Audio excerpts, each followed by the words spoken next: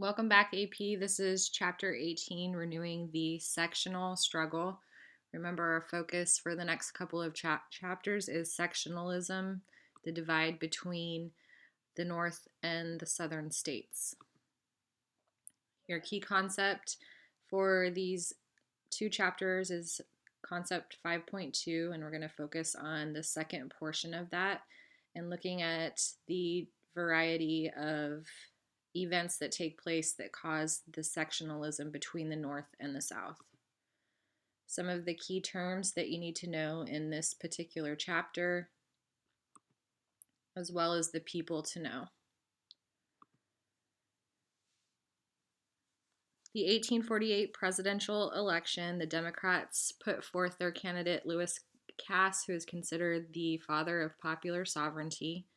And popular sovereignty meant that the sovereign people of a territory should determine the status of slavery.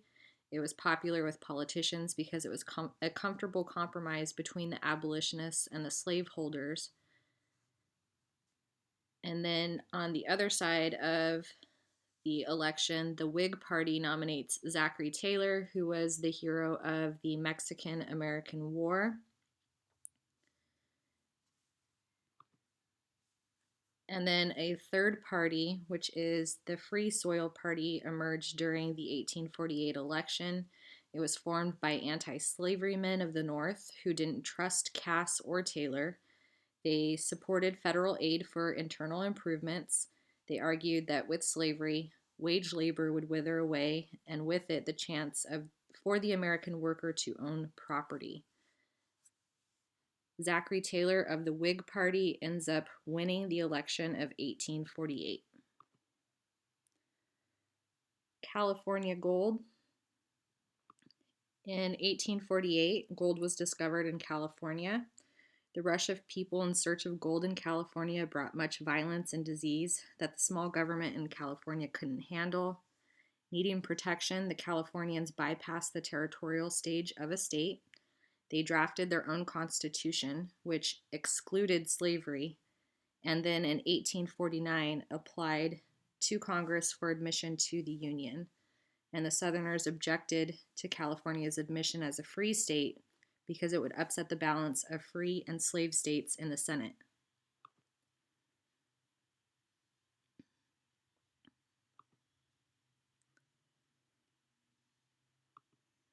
The sectional balance and the Underground Railroad. Harriet Tubman was the conductor or a conductor on the Underground Railroad who rescued hundreds of slaves. I want you guys to remember that the Underground Railroad isn't really underground, but it was a network of trails and homes that would hide the slaves as they were trying to escape bondage in the South to their freedom in the North.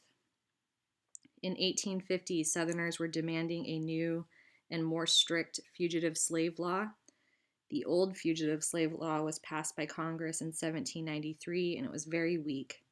The slave owners rested their argument on the Constitution, which they claimed protected slavery because slavery was considered property and the Constitution protects their property. Here's the next few slides are extra information on the Underground Railroad and Harriet Tubman. And you can pause the presentation and read through the slides at your own pace.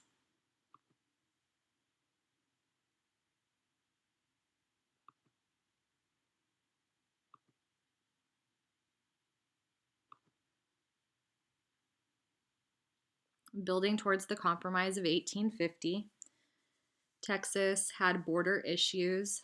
How far southwest was their border? And this was between the state of Texas and Mexico. California was ready for statehood as a result of the gold rush. Utah and the New Mexico territory were ready for status within the Union. There was balance of power issues.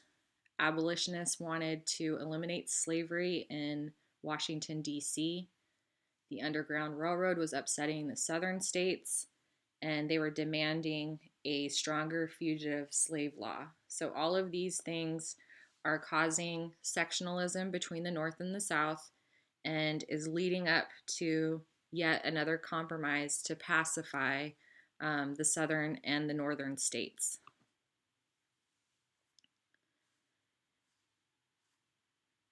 The congressional debate of 1850 was called to address the possible admission of California to the Union and threats of secession by the Southerners. Known as the Immortal Trio, Henry Clay, who is the Great Pacifier or the Great Compromiser, proposed a series of compromises. He suggested that the North enact a stricter fugitive slave law. Another member of the Immortal Trio is John C. Calhoun, the Great Nullifier. He proposed to leave slavery alone, return runaway slaves, give the South its rights as a minority, and restore the political balance. His view was that two presidents would be elected, one from the South and one from the North, each yielding one veto. And then you have Daniel Webster, who proposed that all reasonable compromises should be made with the South and that a new fugitive slave law be formed. Although he was against slavery, he supported the Wilmot Proviso because he felt that cotton could not grow in the territories gained from the Mexican-American War.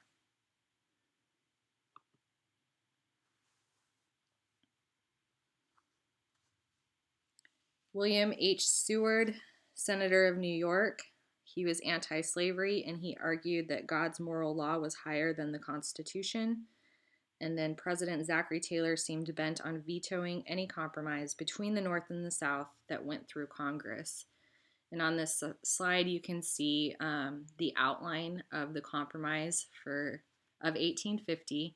You can pause it and read the information and fill in your notes.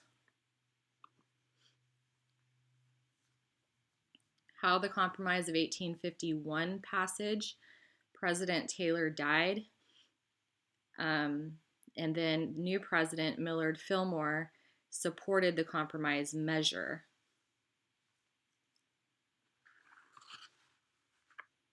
The Northern reaction to the fugitive slave law that was added as a compromise for the South as part of the Compromise of 1850, Northerners viewed this portion of the compromise as a bloodhound bill or a man-stealing bill.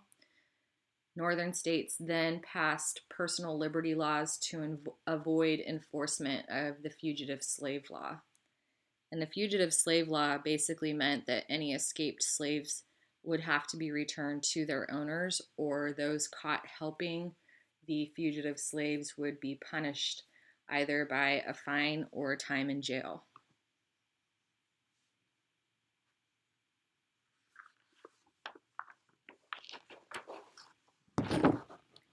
In 1852 presidential election, the Democrats nominate Franklin Pierce of New Hampshire. His platform endorsed the Compromise of 1850. The Whig Party nominates Winfield Scott, who also endorsed the compromise. The finality Whigs of Georgia did not accept Scott as their candidate, and they cast ballots for Daniel Webster.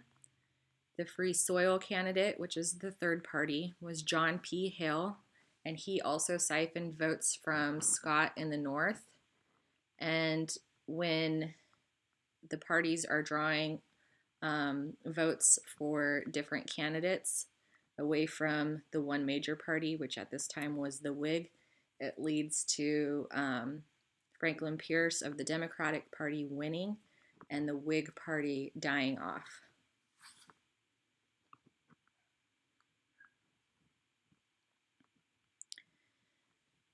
President Pierce was a young American expansionist whose cabinet was full of Southerners, including Secretary of War Jefferson Davis, who later becomes the president of the Confederacy when the South eventually secedes. There is the failed expedition of William Walker to secure the country of Nicaragua as a slave territory. And then also a scheme by the Pierce administration to buy Cuba from Spain and divide Cuba into slave states, which is known as the Austin Manifesto. but the abolitionists in the United States were able to stop these attempts.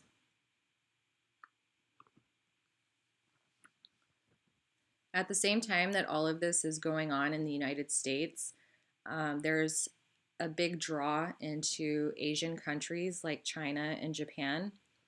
And Britain was able to establish trade rights with China as a result of the Opium War. And so there was a big push within the United States government to also secure trade rights. And the US government was able to do that with China in 1844.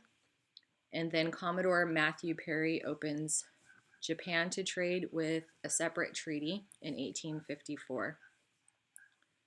European powers and American power, the American government, began to carve out trading rights in Asia, and this will lead to some big imperialism issues in the 20th century.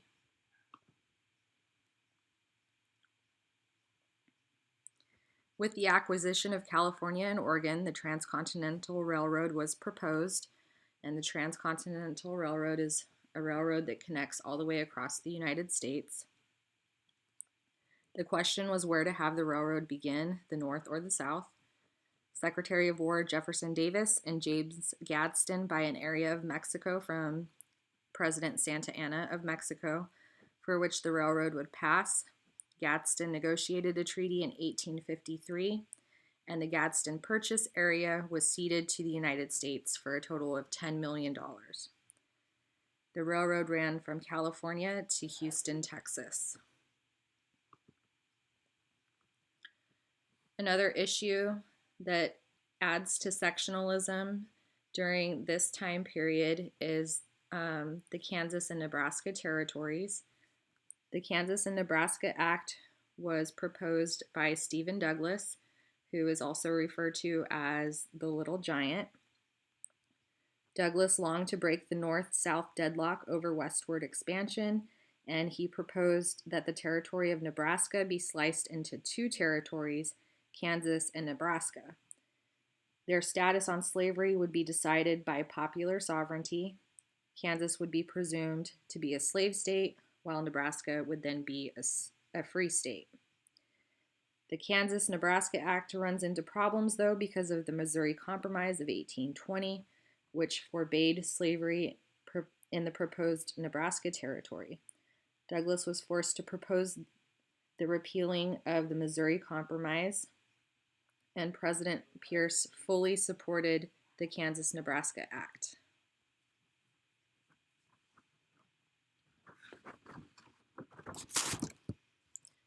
The Kansas-Nebraska Act wrecked two compromises, the Compromise of 1820, which the Act repealed, and the Compromise of 1840, which Northern opinion repealed indirectly. The Democratic Party was shattered by the Kansas-Nebraska Act, and the Republican Party was formed in the Midwest, and it had moral protest against the gains of slavery. It included Whigs, Democrats, Free Soilers, Know-Nothings, and others who opposed the Kansas-Nebraska Act. The Southerners hated the Republican Party.